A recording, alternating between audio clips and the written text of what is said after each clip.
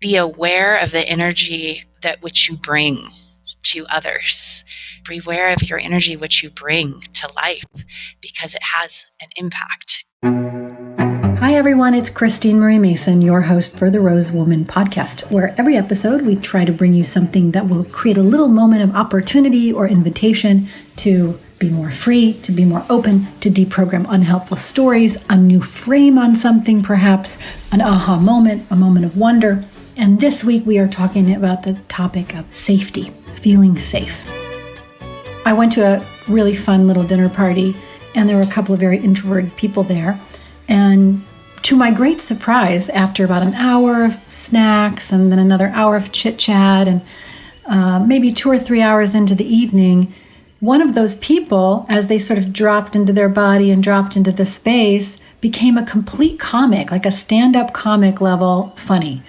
Another person began to sing and to drum when they had an invitation.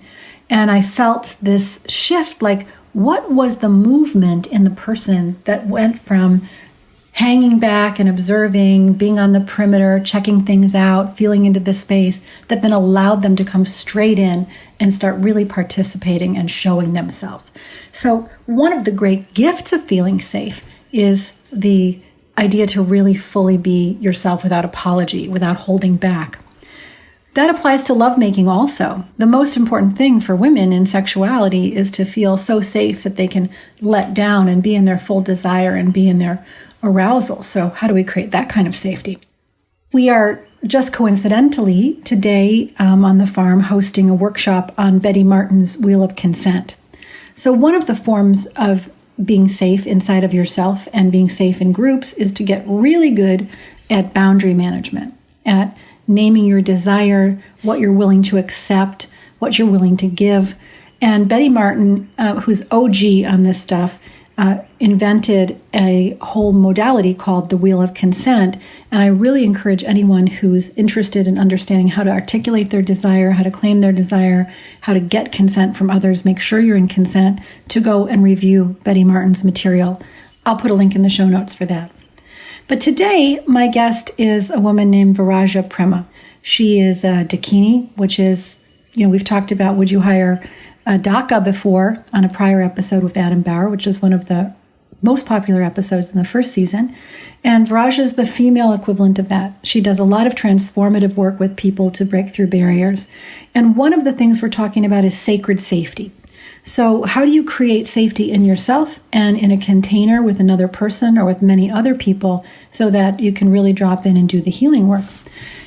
We touch on a lot of stuff in this episode on the benefits of creating a safety container, on what challenges that in our embodiment, whether it's racial or where we were born, what we were encountering in the political environment. Did we grow up in a violent environment? Did we grow up amid chaos? Did that safety get knit into us? What about safety in a female body? How to cultivate that?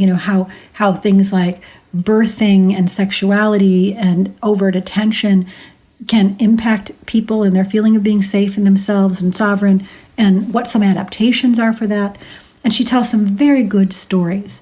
So I hope you enjoy this episode. As always, the show is brought to you by Rosebud Woman, the intimate wellness company that I founded in 2017. You can find Rosebud at rosewoman.com. And please support the brand because they support the show. The lovely transition for me in the last couple of months is that my eldest daughter, Samantha, has taken over the company as president. And man, is there anything more beautiful than seeing someone step into a magnification of their gifts? So as she stepped into this role, she's doing a phenomenal job. So if you want to give me a boost as a mama, you can give her a boost also in her new role as president by checking out rosewoman.com. Okay, with no further ado, I start by asking Viraja, what is safety?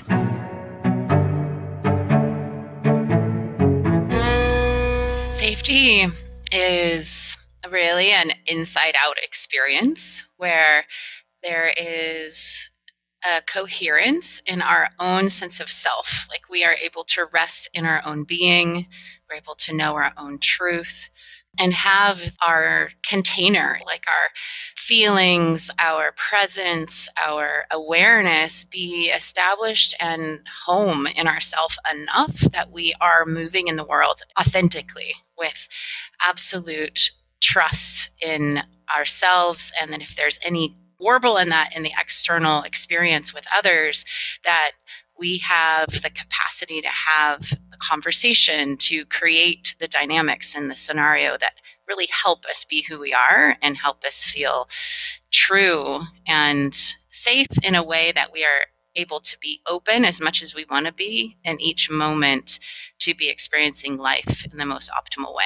It sounds like there are things inside of the self that get in the way of that, as well as things that are outside of you, environmental factors. So what do you think stops it inside of people? Like, what causes people not to trust themselves or feel at home in themselves? Wow, this is part of I call it like the mandala of life, where there's all these interacting experiences and opportunities that are in some ways even challenging us to come home even more. So start from birth, even in utero, were we held in a way that really supported the unfolding naturally of our being? Or was there a stressful dynamics? Was there contraction? Was there cortisol pumping through the mom? Was there increased intensity that we were experiencing even energetically through the womb? And then that translates out through the rest of our life. Like, are we having the attunement, the care, the love, the space, and even the seeing and acknowledging of who we are and our existence, if you will, that can support us in trusting others, trusting ourselves. So early experiences of the environment are largely like what's happening in our home, what's happening in our family dynamics, what's happening psychologically, energetically, emotionally. And then more environmental, are we in a safe place? Like, dear beloveds have grown up where their apartment building was being bombed when they were growing up. So like, if we look at that extent of what is happening across the globe, we have the trauma impact from the subtle conversational dynamics of, is it safe to be me and can I relax my nervous system, to are we as embodied person of whatever color having a space to be welcomed as who we are, to is our culture at war, our country at war. And moving further, it's like where our boundaries are, we don't know those at the beginning. And then as we learn and grow and become more aware of being a separate person, it's like, do I have the right to be my own individual person? Am I being taught that, shown that by the way our teachers are relating to us, the way our government's relating to us, the way we have our relationship with nature itself? I grew up in Northern California, which is a beautiful setting, but I didn't realize until years later when I went to Kauai how deeply embedded in my system I had drought consciousness. So this like fear of, do I have enough water? Like, I remember the door being knocked on if I was in the shower for more than 5 minutes, and then told to turn off the water, and then going to our favorite lake and water skiing when I was younger. There were times in the summer where the lake didn't have enough water. So like this existential experience of being a human on this planet, like, am I safe? Am I going to have my needs met? I mean, these are such huge questions. Is it safe to be me? And I love that you brought in the idea that, is it safe to be in a different skin color? Is it safe to be on Earth? And there's a big embedded question, like, is it safe to be a woman? That's also such a huge component in our culture anyway. And since we're kind of going in that direction, you want to talk a little bit about the safety experiences of womanhood in your life? Yeah, beautiful. I always wanted to be a mother. And I've always been a very embodied person, very energetic, very loving. And I have 2 children. My first son is, an amazing initiator for me into becoming more of a woman, of course, when we move into that dynamic. But one thing that happened for me that was absolutely life-changing is the whole process of being pregnant and then going into labor and birth. First of all, the realization I'm not in control of it. Like, this is going to happen by something greater than me that's organizing this whole growth and delivery and this human existence. And then just before I went into labor, actually, it was a few days before I went into labor, he moved into a posterior position, which is also called sunny side up. So his head was down still, but he shifted so his face was up towards my belly instead of towards my sacrum.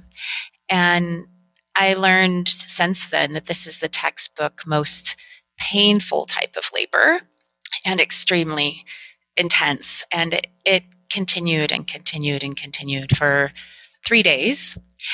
And I was like, I'm trusting and knowing that my woman wisdom knows how to birth this baby. Like, it is an honor to, and I was moving into this initiation of being a mother. And at 62 hours into labor, my midwife, because I was very committed to having this baby at home and in the water, my midwife sat down and looked me in the eyes and said, "What are you doing to not let this baby birth?" First of all, I wanted to, scream in her face or punch her, because it was like, my first reaction was, how dare you? But then as I sat with it and went into the shower and screamed and cried, I realized that I really was doing something that was holding back my feminine wisdom, my feminine power, my capacity.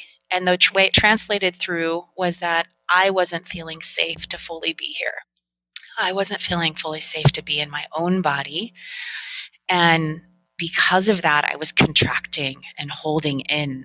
And in essence, I didn't feel an integrity to birth another being onto the planet, because I had this story that it wasn't safe to be here, that it wasn't safe. And as I moved that energy and that expression through my body, I started then shifting to a new vision that, as I came more into my body, more into my ground, and more into trusting this intelligence that was being shown, like, this baby's being birthed into my arms and my love and this life that we're creating together. Wherever I was getting that information in this body, this DNA, or across time of not feeling safe, that was relevant and to whatever degree very, very true, and that I could clear that out. I could clear that out and imprint something new, and he and I could do that together. Then amazingly, I moved out of the shower, had incredible experiences after that included calling my acupuncturist, who happened to have taken the day off. She came in, did moxa on my baby left toe, which I hope every woman knows if they ever have this scenario. The baby then immediately rolled over, and I birthed the baby, him, in about an hour after that in the hot tub on the cliff overlooking the Pacific Ocean.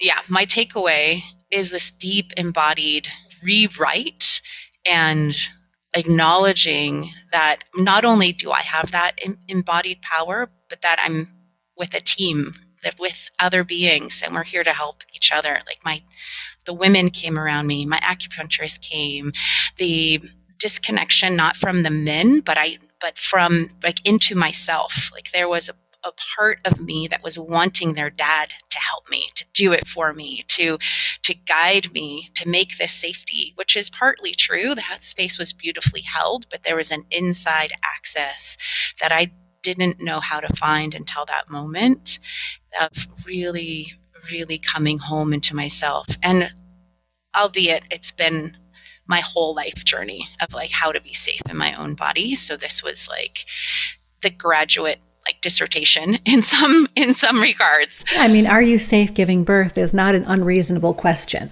And it sits in the ancient DNA of women that it's very likely that you'll die. It's not an unknown experience to our grandmothers and our great grandmothers and women in lineage. Is like 1 in 4 women died in childbirth. Not 1 in 4 childbirths, but they would have like a dozen kids. I feel like there's also something deep in our ancestral knowing that says this is a scary time. And so you're kind of pointing to this thing where it's scary And yet I also have to trust my body and engage with it in a way that makes it more safe, where I'm going with the process and believing in my own capacity that mitigates that ancestral and very real physical danger. So I think there's something sweet in this exploration of when we are in legitimate potential danger, what is the choice that you make internally to ground yourself back into your own safe heart, your own home? Yeah, I think having road signs along the way are very, very helpful. So how we notice those or what those are that mean the most to each person is finding the treasures of mining the experiences of this human life. So I took what I learned from that, and then my second birth, I had a moment where it was starting to intensify, and it was almost like a Y in the road, and I could have gone to the one side, which would have been the contraction and the fear. But I now had basically a road sign at that Y in the road. And it was like, oh, I know what that is. I have a reference point for that. And it was like, oh no, I don't need to do that. And instead I took a deep breath. I went the other direction in my nervous system and in my consciousness by saying, I'm birthing my baby perfectly. And it moved into this flowing dolphin-esque water home birth experience. And my goal was under 6 hours. He was born in 5 hours and 40 minutes. And it was very much an orgasmic, fluid, beautiful birth experience. Yeah, if you haven't, by the way, if you're listening and you're interested in that, we did an episode on orgasmic birth with Deborah Piscali-Bonaro not that long ago. So you can go find that. She's amazing. It really does change what we think about as being possible in giving birth. Okay, so being in a woman's body, birth is probably one of the toughest safety challenges, but also you can find that trust in it. And you're a very beautiful woman. Did you ever have like a sense when you were growing up that made you less safe? I didn't know how unsafe I felt until my mid-20s, because it was like the fish that's in the water doesn't know it's in the water. I didn't know how much energy was coming at me or that I was navigating that had to do with sexuality and energy and attraction and an exchange that I had kind of more or less just always known or subconsciously bought into. And so, yes, I have absolutely felt unsafe. And my compensating pattern was to kind of go with it and be like more like extra seductive, even though and kind of utilize that to my advantage. And it's hard to say, but it's a very common thing for people. And it was definitely one of my main patterns that I have worked with. And it's where like I like the attention. If they give me the attention, then I can get a certain result. But also to the other side of it, I have had my boundaries crossed. I have not been considered. I did feel like other people's needs and desires were more important than my own, that they didn't see me for who I really am. There was a story made up about me by what I looked like or what I did or I didn't do. Underneath there was extraordinary amounts, as you can expect, like of rage and anger once I finally started unearthing that. One major way that I learned how much my nervous system and how stressful this had been for me was a few years ago when I had a traumatic brain injury and a near-death experience. And those that may have had traumatic brain injuries could probably agree with me that we're extraordinarily sensitive after. It's like our insulation around our body and our nervous system is gone. I was very fortunate. I had some dear healer friends and very attuned friends and some people that did like somatic experiencing and network chiropractic and very, very subtly attuned practices that would just be with me. And they would say, no, just slow down.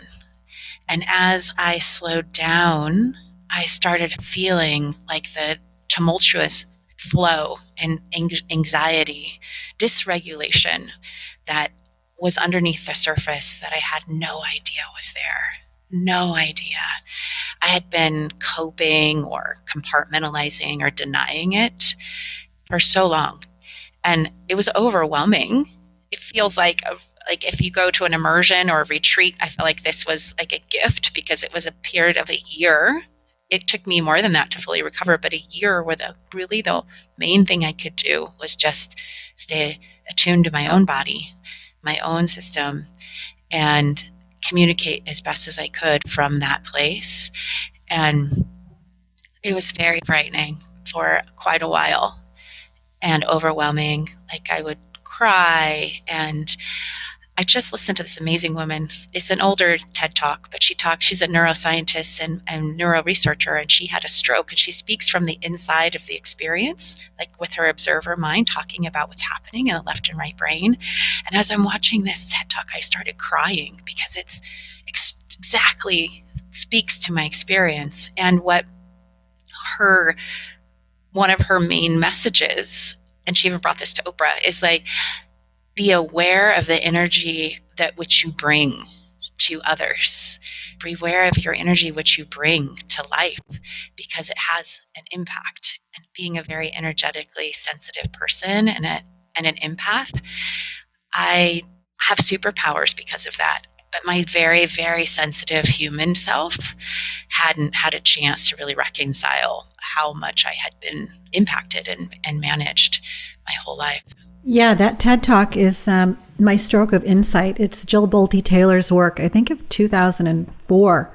Maybe the book came out later. Maybe her talk was in 2006, but it was a pretty amazing narration of witnessing it from the inside. It also made me wonder, like, all the people that we think aren't cognitively present, they might be having totally vibrant, exciting experiences inside of their own mind. Who are we to tell? But this is all part of that question of, like, is it safe to be me?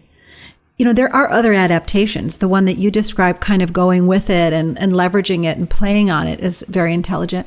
And then there are other people who kind of contract and pull away and shut down because they can't take it. But I think identifying and seeing, like, what is my particular adaptation, that's a very interesting process to kind of unpack. And then you've mentioned a few times boundaries, boundary violations, knowing where you end and other people begin, and how that impacts safety. And I'm kind of curious because, as you were saying, sort of, where does our awareness of are we safe or not develop? If it's prenatal, if it's early childhood, if it's environmental, if it's weather or climate related, if it's cultural, like, are there different levels of capacity to amend those? Like, can you really reprogram something that's prenatal? I mean, I could definitely see unlearning water scarcity, but I'm not sure that I could unlearn the fact that there was too much stress cortisol running through my mother's umbilical cord, What do you think? I would say overall, yes. I think we can. I don't know if it's 100%, but if a large percent, if not 100%, we can reprogram some of these things that have happened in our environment and our upbringing and our teachings of life. So I want to summarize as far as what we can do if we're not feeling safe. There's a few key categories that are most typical. Picture yourself in your life, either currently or in the past, where you've had a scenario where you didn't feel safe. And then just do a quick assessment. Like, if you were safe, just say if in the ideal sense of safety of yourself, you would be, the words I use is kind of resting in your center, like in your heart, in your belly, connected. Maybe you connect more to earth, or you connect more, laterally out to others, or you feel the spaciousness of your connection with the universe, but in a place where you're also connected to your body. Just give that as an optimal reference point. Now compare that to when you didn't feel safe. And if you could use like a special view camera to kind of track, like, where does that your center point go when you're not feeling safe? Take a breath and just notice if there's any informing of yourself of where it goes. For me, it goes up and out. It kind of goes up and out, like up and out, like up and behind me and about 12 feet above me. Mm-hmm. how would you be in those next moments with your center being out and above you and behind you? How do you relate with another when you're in that place? Numb. I'm numb. I'm not available to relate to them in that place. It goes straight to mind.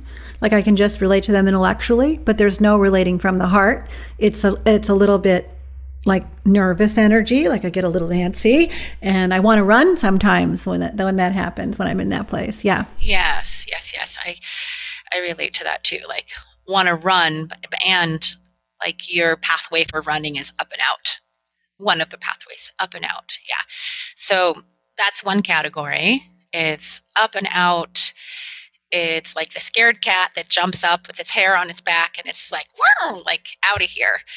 And the result is, yeah, we're not home. We're not here. There's like a hollowness or a numbness or even like a glazed look on people's face when that happens. And there's one school of thought around this, and they call that the schizoid process. So it's like we're like just up and out. I do that a lot too. I'm very external, so I can go up and out. Like I go up and out like to other galaxies. Like I go really far. So that's my life journey of really being in my body and grounded and safe and supporting other people in that. Another typical category is where you go deeply inside your own being. It's like as if you're a massive ball, like anchor ball that's just going to submerge like deep inside, even like deep into the earth, where it's like, I'm going to go so far in that nobody's going to know what's happening for me. I could see that. Yeah. So they're like seemingly like immovable. The pain of this is that they often take on a lot that's not theirs. So these could be like larger physical bodied people or people that have a lot of like stomach issues and things, because they're like stomaching it and bringing it deep inside. So they tend to be more reserved or slow, or they're not showing a lot of outward expression, but inside, like you said a little earlier, like there's so much going on. Like there's like lava, there's like so much going on inside of them. One of the other categories is where they can get very demonstrative, even chaotic or hysteric, because it's those that seem overly dramatic. And it's like the storm comes up and they're not safe, but they're a little, out of control. So sort of externalizing it. One is deeply internalizing it. One is externalizing it at this plane of directly with other people. And another is sort of externalizing it by going to the spiritual. Yes. Those are three common patterns. Interesting. Three common patterns. Yeah. And then the other one, which is very heart connected, because we're wanting to protect our heart and have our heart be safe in these scenarios. The protective pattern for that could be anger or aggression or psychopath. And it's like, it's coming out fierce, but it's because the heart is so sensitive. It's like this heart has not been honored. And so two pathways that can happen is one is the aggressive pattern, and overpowering is a lot of what that can look like. Like, I'm not safe, I'm not feeling enough or seen or honored, and I'm going to overpower you so I feel more safe. And the other is I'm going to go into like more like the seductive, like I'm going to utilize this like lower chakra power, like energy to feel more safe. There's when they were doing all of that stuff on fight and flight or freeze, they only did that study with men. And when they added women, they found there was two other adaptations, tend and befriend. And so this piece of like, okay, this is how I'm going to deal with my lack of safety. I'm going to be your ally. And like, the seduction piece is part of that, I feel like. I mean, this is wonderful. So, I mean, how intelligent and brilliant everyone is to try to create a place where they can hold themselves, even with all of these adaptations that by the time you're in midlife, you're like, maybe I don't need these to create safety. But by that point, they're habits. So to say, wow, this is a habit. Is it really serving me? Or is it a lot of extra energy and a lot of extra work that I'm just, like you were saying before, used to, like I'm a fish in water? Yeah, I like to summarize it as like head, heart, and groin. So if we can be checking in with ourselves, like, am I fully connected? And in myself, in my head, my heart, and my groin. And the work around that is fun. Like if we actually start playing with it, and then in any scenario, it could be a business meeting, it could be how we come out of bed, but especially when we're moving into intimacy and our sexuality, like some of us are more head oriented and we're not present, or we're leaving our body, or we're in fantasy, and that can have pros and cons. And then our heart, is our heart open and available to directly experience this exchange with this being right now? And then our growing, like, not only are we there, present, relaxed, and open, but are we resting in our own power and our center? So head, heart, and growing, and also like power over, power under, or that like porridge too hot, porridge too cold, porridge just right. Well, safety and sexuality, that's a whole nother vein we should explore a little bit here. There's the basic safety of like, can I relax enough to enjoy myself?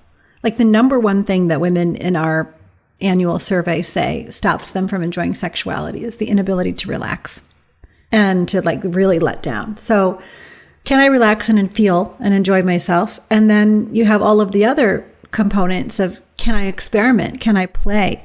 And then you have safety issues that are both physical safety perception, psychological safety, like what will that person think of me? How will I be perceived? What does this mean about my identity? I mean, it's such a wide field of responses. So you do a lot of work in sexuality. Can you speak to safety in that context specifically? Absolutely. I was just enjoying a conversation with a client recently, and we were creating the nuance of there's safety, and then there's something we could call sacred safety. There's assumed like Maslow's hierarchy, like food, shelter, water is like base survival needs. Like there's safety, like they're not going to kill me. They're, I have air to breathe. I have the sustenance that my body needs in order to survive, and we're able to communicate and see each other. Like there's some basic safety dynamics that are kind of an assumption or understood. And then there's like sacred safety. So that could include like, how attuned is this person to me? Do they actually know what's happening not only in themselves, but know what's happening in me? Can they have understanding and empathy for that? Can there be consideration for what I need? Like how fast or slow really works for me? Are you present? Are you in an emotional process? Can I listen and hold space for that? And then there's conscious sensuality. So there's an assumption, okay, if we're going to have sex, that means our body's going to be touching and we're going to be doing things together. But sacred safety would be, what type of touch works for you? What things do we want to do now together? And the presence is an absolute, already included in what I said, but it deserves its own acknowledgement. It's like, are you really in this moment with me? Are you in this moment in your own body as well? And then setting the scene, like there's the dynamics for the safe the environment that you're in. Women are highly vigilant. All people are, especially if you've had trauma, which most of us have. Like, what is the environment to set that will support the opening and the relaxation, where we're not tracking all the things around us and trying to discern if it's safe to open or not. So it's like setting up the space and the room, the physical space, the time, the communication, so that there is a natural opening. I often use the metaphor of the flower. Does the flower have the water, the sunlight, the nutrients, and all that it needs in order to open in that space? And that could be unique for every person. And I would say there's a through line of commonalities that are important to include. So it's like setting the time container, perhaps the location, the lighting, the music, even the flavor of what you're wanting to engage in or what you're willing to engage in with each other. I was also reading something that I really agreed with, and it's like, if we just look at trauma, which obviously is a big reason why we don't feel safe. Trauma needs 3 things in order to heal, and it was time, energy, and safety. So I can admit there were many sexual experiences I've had in my life that were re-traumatizing, even though I was consciously, willingly engaging in them, because I didn't know how to set up or ask for the things I needed around the time and like how we were moving into this, and is this actual aligned for what works the best for me, and the way the energy was in the exchange. And in there, I would say also the pacing, as you know, there's like slow sex trends, and I was enjoying your podcast with Susan Bratton and like talking about like how the different bodies need different timing in order to do their flowering, in order to have their opening. And obviously also through Rosebud Woman, you do definitely appreciate the flower metaphor, and the understanding of the nuances that on the most subtle somatic level and neurological level help set you up to have the most pleasure. So I like saying like sacred safety can give you like steaming hot sex. It might feel like not sexy when you're actually talking or setting it up, but it's creating the playground for the most opening, for the most discovery, like the humility of being like, I don't know exactly what you need or what I need. We're going to discover it together. Like we don't have to have all the answers. We can discover it in this safe environment together. I think that paradox of talking about it, which is kind of unsexy, like you should be able to read somebody's mind, that stuff is so useful to debunk the paradox that if you do that, then later it can be even sexier, or even that process itself can be sexy. A lot of people don't really know how to ask for what they need or talk about it. It's like scary for them. What do you tell clients? I relate to that. It was about 20 years ago, I started learning nonviolent communication, compassionate communication, and about not knowing what to ask for or what our needs are. I saw this list of universal human needs that is easily, you can look up online. You can just Google it if you want to have it as a reference. And I was like dumbfounded. There was a part of me that was just like, oh my gosh, everybody has these needs. Men, women, child, adult, every human. I love the title, Universal Human Needs. It was so normalizing something that hadn't been expressed in life to me yet in that way. And it really permissioned, that whole practice is beautiful in permissioning our feelings and our needs, but it permissioned like this equality of our needs and the importance to include that in all of life, and especially, you know, in our deepest intimate relationships where we want to be opening more to who we are through the reflection of this other person or through the gift of this experience of this shared intimate sexual or sensual or romantic or even friendship experience. So understanding what the options are is sometimes a very good first step, especially if like as a woman, and I think many women, like we haven't been shown that it's okay for us to have equal pleasure, enjoyment, needs, rights for so long. It's like it's so embedded in the mass consciousness. How would you ask? Just how would you ask? You know, what would you coach a person who's like scared that they're going to be rejected in their need? Or how would you coach them? What would you tell them to do? If someone has contraction or fear around asking for what they need, they may not even know what it is yet, or they may know or they may not know. They might have buried it, disconnected from themselves, or they may not. It may be very, very, very easily accessible. But I like to hear what's true for them and then give them empathy, because this is something that's been there for a really long time. You know, there's a current dynamic with a person that is very relevant, but there's probably a reservoir of the experience of not being able to speak their need or not having that need be received. So honoring that and giving them an opportunity to feel what's in there. What are the feelings that have been the result of not being able to speak the need? And clearing that out, clearing that storehouse out. And sometimes I just start with a general structured practice that goes like this.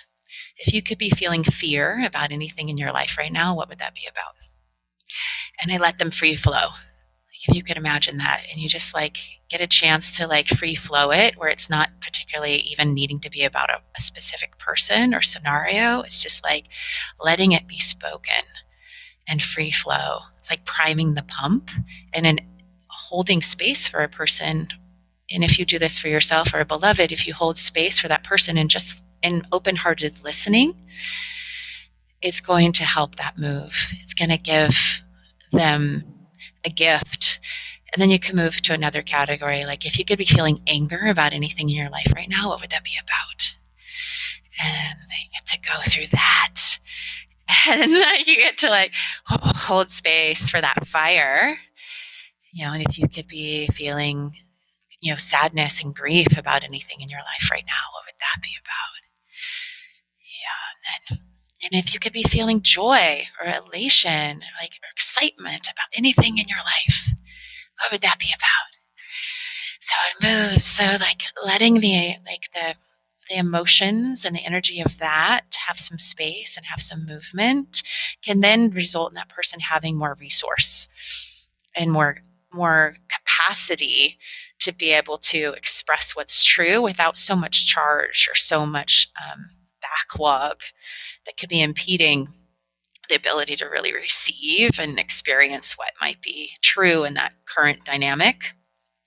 And then from there, it's honoring the feelings and then also helping them mine for what is the need that's not being met because you're having that feeling. These are great practices. Off-gassing the things that are getting in the way of direct perception in this moment, all the hangovers and the clouding of the lens. So you're working with people one-on-one now and in groups, right? Can you talk a little bit about your work? Yes, I am. My work is so intimate for me that often I feel a lot when I get to speak about it. So thank you for asking. As I have learned and grown and integrated different tools to share with others, I have lived them directly.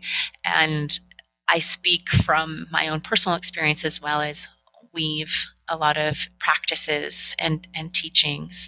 And my latest glorious passion is really supporting women in embodying their true essence, in overcoming trauma, fear, pain, disassociation, disconnection, so that there is more life, more prosperity, more juiciness, more pleasure available to them. I also work with couples and groups, and I have decades also of working with men, which is also a delight because none of us are living in a vacuum. And the work includes a lot of neuroscience, somatics, and if I'm in person, we do energy work and body work and deep immersions as well, where they might include sacred medicines or deeper practices, or we're utilizing that immersive amount of time to create some deeper lasting change. My experience with my traumatic brain injury coincided with learning so much more about neuroscience and the attachment system from about this last 10 years. And I've always liked being able to have longer sessions or longer immersions personally. And I realize in this theme of safety, especially, it's important to acknowledge we need this to build the trust with the person that we're working with. And in that trust field, there's this time, there's this opening and this attuning, and there's a healthy attachment system that we can bring more online through the inquiry, through the time together, but also through different practices that actually go into the subconscious so that we can repattern places that we've had disruptions and have caused this inability to feel safe. And in the conversation that is in the attachment theory and polyvagal theory and world, it would be dysregulation, where we go into anxiousness or avoidance or power over, power under, because the attunement is so essential to the deep healing and transformation that needs to happen in the nervous system. I take this very, very seriously, and it's a great honor to help support people in repatterning and reestablishing a direct experience in their being that heals the nervous system across time. I'll put Viraja's contact information in the show notes so you'll be able to find her. But there is one other thing that was really intriguing to me, and that's that you're starting a school to help other people learn how to do the work that you do. Will you tell us a little bit about that? Yes. And if you want to get an outline to Sacred Safety, you can go to receivemorelove.com, and there's one there for you to download for free. And I am excited to be launching in February the Dakini University. And Dakini University is based on this ancient reference of Dakini as being a female embodied being that is bringing in wisdom and compassion and energy into the world.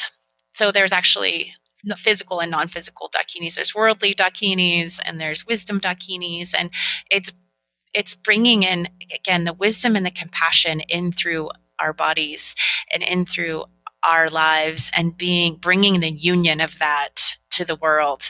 So I am passionate about that journey myself, and also helping other women trust and awaken and enjoy this access within themselves. So I like saying it's for the modern woman who wants to really, truly embody and trust her sensual, sexual, and spiritual power for the benefit of all beings. So it's to become a professional or to just do it for yourself, or both?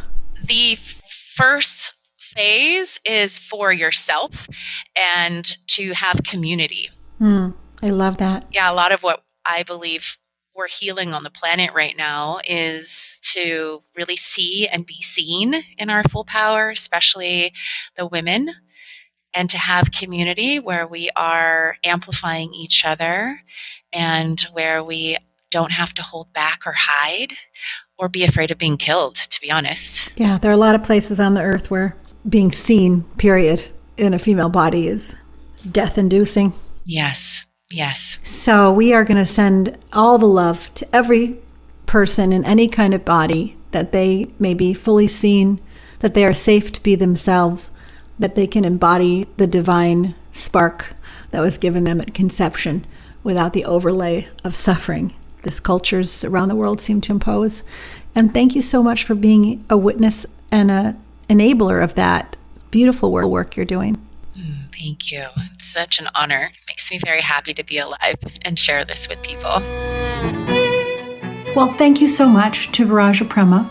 And as she mentioned, you can get free downloads of her Sacred Safety materials at receivemorelove.com. So I wonder what you're thinking now. What is safety to you? How do you feel most safe? When do you feel unsafe? Do you think you have a healthy relationship with safety? Like, is your spidey sense tuned in?